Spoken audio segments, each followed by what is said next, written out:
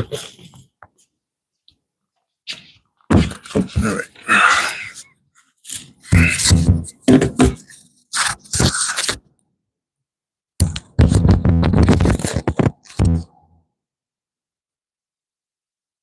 Alrighty.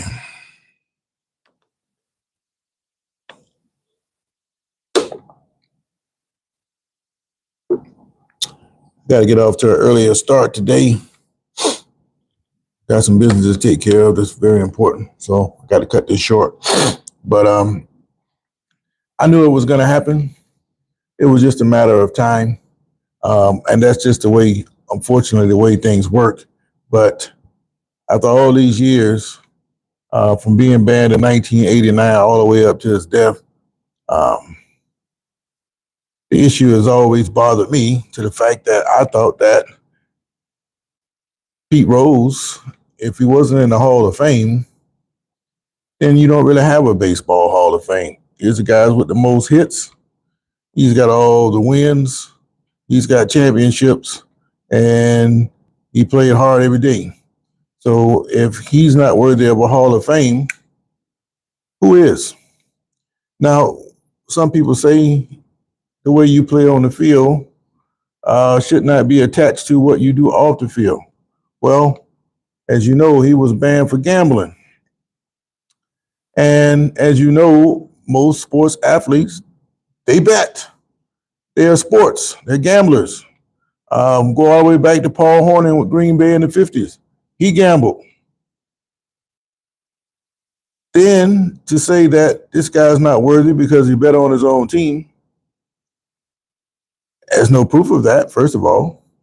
And then to say that you threw games because you were gambling, that's more important than winning.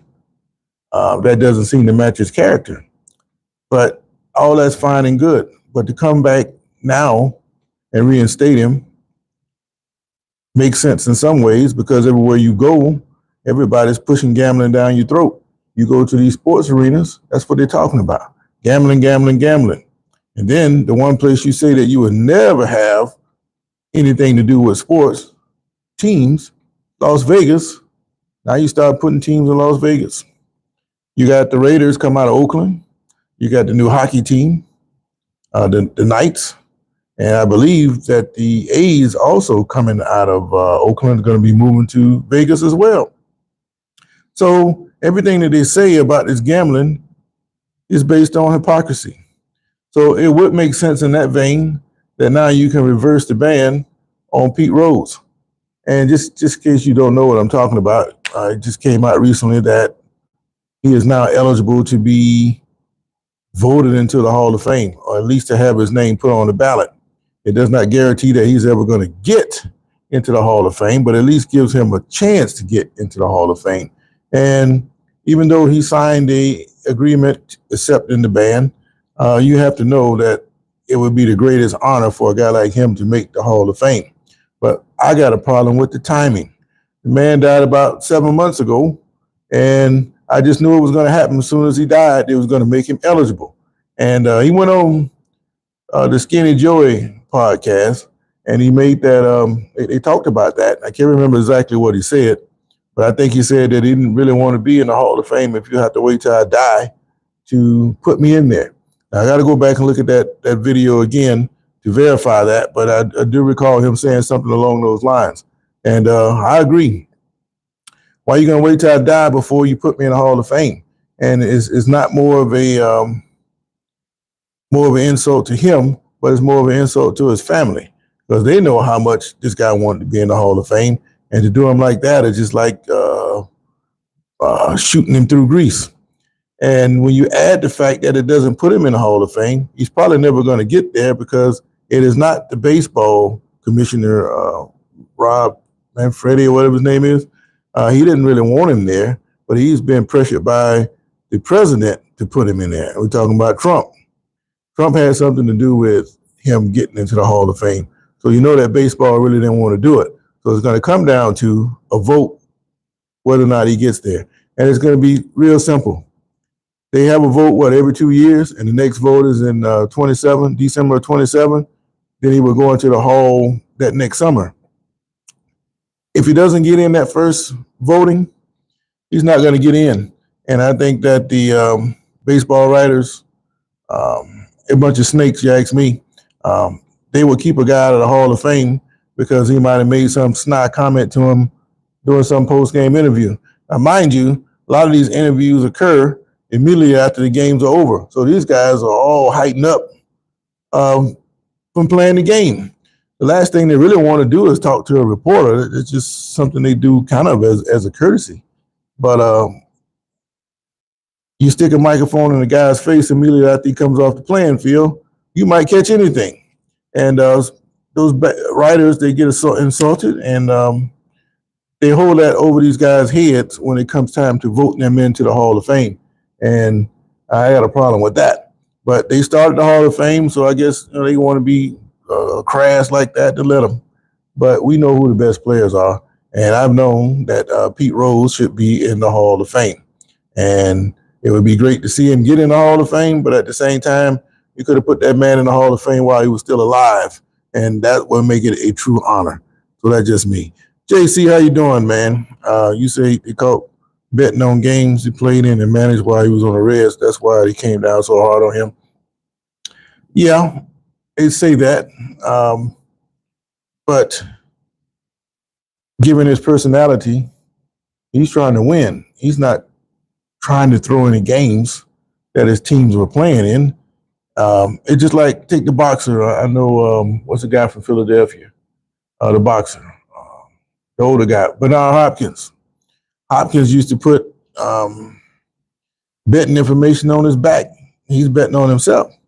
So if he's betting on himself to win, is he out there trying to get knocked out and beat up just so he can make a few extra bucks? No. It's a smart move because you feel like you know you're going to win. So why not put a bet on it to back it up? And that's what I believe he was doing.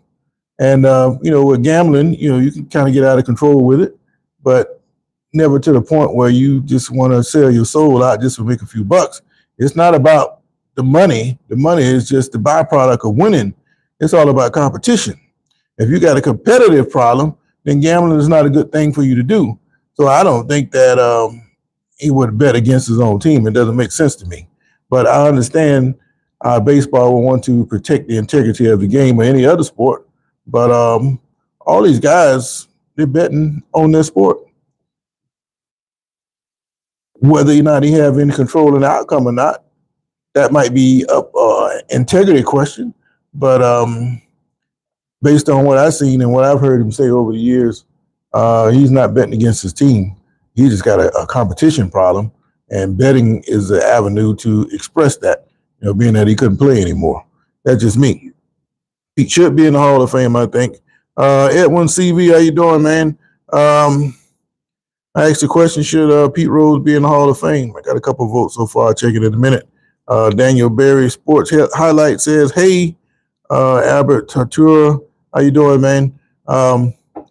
Yeah, it just bugs me about the timing. I don't have a problem with them lifting the ban, and they also lifted the ban on Shoeless Joe Jackson. If you don't know about Shoeless Joe, he's the guy supposed to be in the scandal with the White Sox 1919 World Series. They're supposed to have thrown that, and he's supposed to have been behind that. And again, the theme here is gambling. And being that everybody's gamble fever now, it doesn't make sense for you to still hold on to a ban, especially since a guy like Joe Jackson, he's been gone for so long. I mean, I don't even know if he's got any grandkids around. Who knows? But it's just hypocrisy to me to have these people go through this when you know all along. He might have been, the commissioner himself might have been betting on the games, but then you're going to punish this guy here for doing something that you do every day. It just don't make a whole lot of sense to me. But that's that. But I think Pete Rose should be in the Hall. It's just that the timing sucks on this. All right. Now, last night, the Cavaliers got ousted by the Pacers in 5 games. The Pacers won all 3 games in Cleveland. And the surprise of the series is not that they won the series, it's just that how they won the series. Seemed like all 3 games in Cleveland kind of went the same way. They hang around, not playing great ball, and all of a sudden get hot and steal it at the end. At the same time as Cleveland's going cold. Now, Cleveland's kind of got the same problem as Denver. They don't get enough production from the sideline players. You cannot expect guys like Donovan Mitchell to score 40 points a game to carry you through. Now, Mitchell, he didn't score 40 last night. He was getting close, but that's a remarkable feat given the fact that this guy here is hurt. He injured his ankle in the 4th game, and it was a question or not about if he was going to play. Well, he did play, which I knew he would because he's an old school type player, and the man wants to win. You can see it on everything he does, the moves he makes, the looks on his face. This man is trying to win, unlike some of these modern guys who only give a damn about is getting paid. Well, he can't do it by himself. And Garland, and he didn't produce enough. And some of those sideline guys like Max Strus, who's been hitting 3-pointers all series, and all of a sudden in the game that they have to win, he can't score. He didn't score a point last night, and he's supposed to be one of their better players. When you're getting production like that from your sideline guys, you're not going very far. And it's the same thing that happened with Denver. They control the game most of the time. Most of the starters have to play a lot of minutes because they're not getting any production from the bench. Well, lo and behold, a lot of guys on the floor aren't producing either. Yeah, Murray scored over 20 last night, but look how many shots it took him to get there. Westbrook come in off the bench. He didn't do anything. Christian Braun, he didn't score in the second half. Jokic, he's the steady thing that they have. Now, I said before that his numbers are going down on the assists. It wasn't because the assists aren't going down because he's not trying to get them the ball. But if I pass you the ball and you miss the shot, I don't get an assist. If I pass you the ball and you kick out to somebody else and they take the shot, I don't get an assist. So his production hasn't changed a lot. It's the production of his sideline players. And unless he gets support from that bench, they're not going to win Game 6 either. I think they're every bit as good as OKC. But the difference is the shortened bench that Denver uses. They use like 8 players compared to like 10 from OKC. Makes the difference in those last few minutes. And that's why they've been able to outlast them last 2 games. Now, Denver has beaten them twice in overtime. So it's not like Denver can't compete with OKC. But the only way they're going to be able to do it is to have production from the sideline players. They didn't get it last night, just like Cleveland. And I think what you're going to see tonight, you're going to see Boston sideline players step up because they have to. There's no Tatum and there's no tomorrow. So if you come out lethargic like Cleveland did, and just like that mindset the NBA players have, once they go down 3-1 or 3-0, it's just a matter of time in their minds that they already feel like they defeated, and then they seem surprised when it actually happened to them. Well, Cleveland didn't come out with that killer instinct like they wanted to get to a Game 6. It's just no atmosphere in the building at all. And if you just turned on the TV and didn't know this was the playoffs, you thought this was an exhibition game. And that allowed the Pacers to hang around and steal it in the end. But Boston, I don't think they're going to do that because the emotional aspect surrounding the Jason Tatum situation. Now, if they come out moping around like Cleveland did, and like I said yesterday, there's an eerie similarity to the way those 2 series are going. You got the 2 top seeds being upset at home for the first 2 games. They bounced back to blow out that team in the 3rd game, and then they blew it in the 4th to go down 3-1. Both series are the same, especially when both of their stars got hurt in that Game 4. Now, if Boston continues that trend and comes out lagging against the Knicks tonight, then they're going home. But I don't think that's going to happen because I think the sideline players are going to step up. All right, JC said NFL players gamble and the NFL suspends them. Well, that has something to do with gambling in the facility.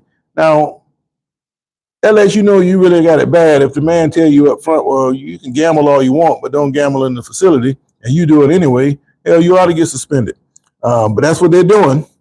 And at the same time, they're also promoting gambling. So which is it? Do you want these people to gamble or not? Chris Bristol, where you been, man? No, I don't know if I'm getting popular or not. I'm still under 2,000 subscribers, and I don't get very many people on to see me, but I appreciate what I do get on to see me. But, I'll acknowledge whoever comes in. I got JC on. I got Chris Bristol. Philip Goldberg, no, I don't have hair. What you got? At least I can, we can see me. I don't care what you look like. Got a dress on? All right. How you doing, Edwin CV? Yes, Pete should be in the Hall of Fame. I agree, man. But the NBA playoffs is the hottest thing, pretty much. Of course, NFL is always going to trump what's going on with basketball. And I hadn't seen anything lately except for the fact that the Saints' Carr, he retired. And I think that opens the door up for the backlog of quarterbacks in Cleveland. Somebody in that 5 quarterback group is going to end up in New Orleans. We know that it's probably not going to be Deshaun Watson. He's not going to play this year. Flacco's inked with the Browns. It's either going to be Pickens, Gabriel, or Sanders who end up down in New Orleans. And the consensus pick is whoever wins the third job between Gabriel and Sanders, the other one's going to get cut, with the idea of being a practice team quarterback. But when you cut a guy, it opens it up for anybody else to pick them up. And I think if they do cut the guy, that little period that they're waiting on for the practice squad, somebody's going to pick him up. But with Carr retiring, I think that's going to open the door for a trade between the Saints and the Browns. It's just a matter of time of when it happens. I think the Browns, not the Browns, but the Saints want to see which one of those guys survive in the training camp, and they go after that. All right, we got an idiot on here, Philip Goldberg, talking stupid. I don't have time for that. Get on out of here with that, man. All right. I didn't see the football. Okay. I don't know why the link is not showing, JC, but if you go to the description, I put it at the very top. What you're going to have to do is copy it and paste it. Paste that link in to find it. It's still a new thing to me, and I hadn't quite figured out all the ins and outs on it. But once I do, I'll let you know. But in the meantime, all I got to go by is that link. So copy that link. It's at the top of the description. And see if you can get that to work. All right. That'd be great because we could talk football all day. Look at it. You see it. I see it. Put a comment down there and go from there. It has an opportunity to get a big discussion going. And as you know, football is year round. And it's not just pro football. It's all levels of football. And if any of you guys out there are coaches, that's a great opportunity for us to hook up. Maybe we can get in some kind of film exchange program and help you prepare for your next opponent. But that's down the line. But I don't have a whole lot of time today. I actually came on a little earlier because I got to do got some important business to take care of. Let's just put it that way. So I got to get in and get out a little earlier. So I just want to come in and speak on the Pete Rose thing. I mentioned it periodically before. I said that I don't think there's no Hall of Fame baseball if you don't have a Pete Rose in it. That's why I don't even pay too much attention to it. But the fact that they are announcing this 7 months after the man died, I think that's disgraceful. I know the president had something to do with that, and the baseball commissioner he actually turned Rose down for reinstatement before he died. So he didn't really want to do this. And even though Trump made them put pressure on them to put Rose back into reinstatement, that's no guarantee that he's going to get in the Hall of Fame. So it has to be voted on. And the way that these writers are, they're very vindictive and directed by a commissioner that didn't want him there in the first place. You can bet that the likelihood of him getting into the Hall of Fame is still very, very, very low. But it's going to be determined pretty quick, you ask me. The first time it comes up for vote is going to be in 2027. If he doesn't get in then, he probably won't.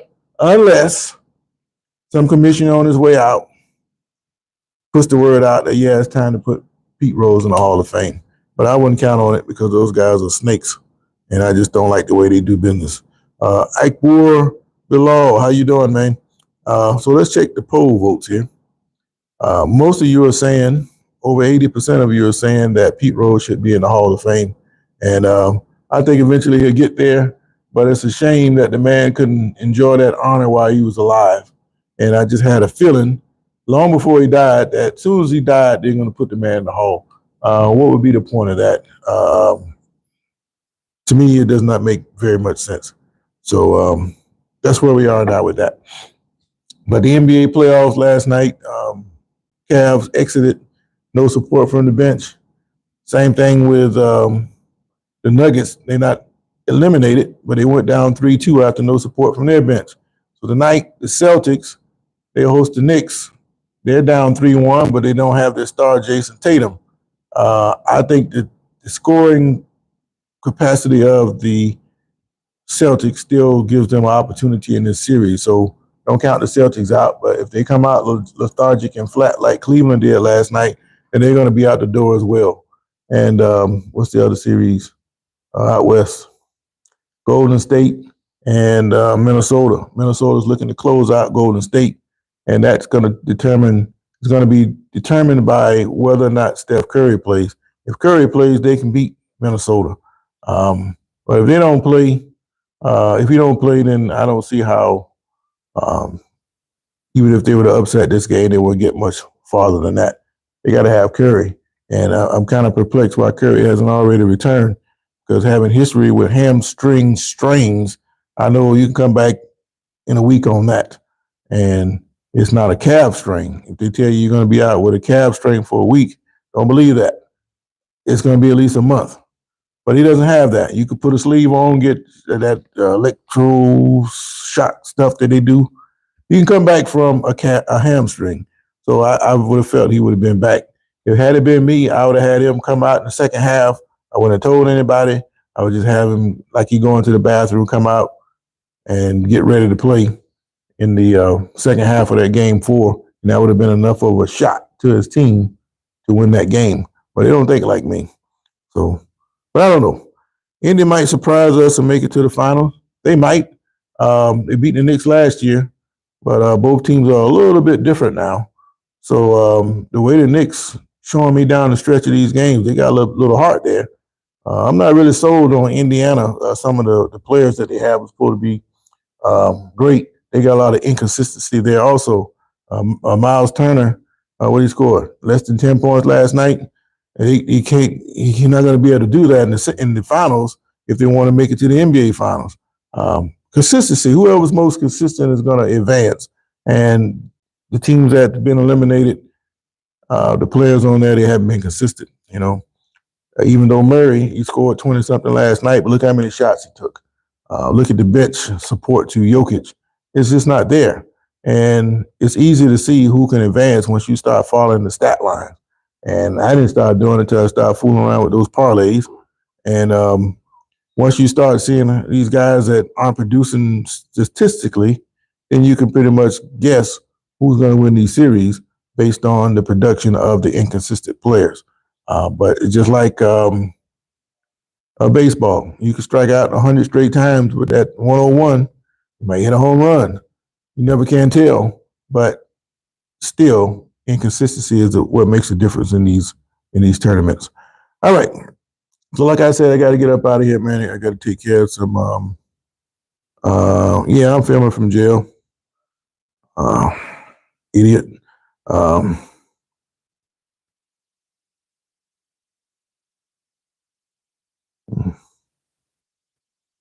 I won't say that.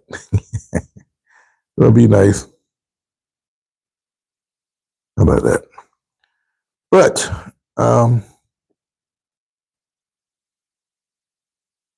lost my train of thought.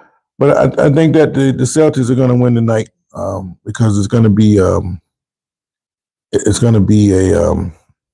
pretty nice environment there, and they're going to celebrate Jason Tatum, and I think that they're going to find a way to pull that out. All right, this guy here is talking stupid. Time for him. All right. Yeah, just like you. Anyway, I got to get up out of here. I appreciate you guys chiming in with me. Like and subscribe. And like I say, look at that link at the top of the description page to get to Discord. And we can talk football 24/7. So unless there's some breaking news today, catch you guys in the morning. Wherever you are in the world, have a great day. This is Sports for Real, Coach Hall. I got to go to work, so I am out. JC, take it easy. Who's Rosen Peak? He's an idiot. Which person? Dutch guy. I don't know what he's saying. Speaking German. All right. All right, JC, Chris Bristol, you guys have a great day, man. I'm out. Let me check this poll vote one more time. Still, most of you are saying that Pete Rose should be in the Hall of Fame. I agree. Will he ever get there? Probably not likely, given the way those sports writers behave. So that's just my take on that.